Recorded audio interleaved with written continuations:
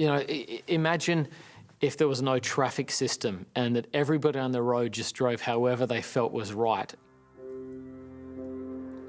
I believe we live in a universe of truth and moral order, and when everybody lives the way we live, however we want, we end up with the sort of chaos we see in our world. So I think that we do experience truth and reality in every component in life. I mean, C.S. Lewis's classic argument for the sense of oughtness that exists in front of us. If you don't believe it's true, just cut in the line in front of somebody at Starbucks and they'll say, hey, don't do that. You know, why?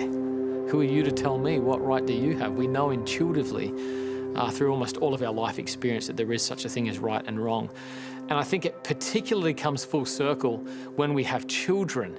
Even as adults, when we spin out, do whatever you want, follow your heart, follow your passion, follow your pleasure. When we have children, it's amazing how conservative we become. Rock stars who've made albums filled with explicit verses edit their own album to play music for their children because they don't want their children speaking like that. And I think there's so many examples where when we actually talk about raising somebody, many of the things that we do for pleasure don't work in terms of educating people for truth. So I think we see it in all these different facets in our life. I think there is such a thing as truth. I think there is a grain to the universe and an order to it that we live into to our delight and flourishing, and we live against to our own brokenness and decay.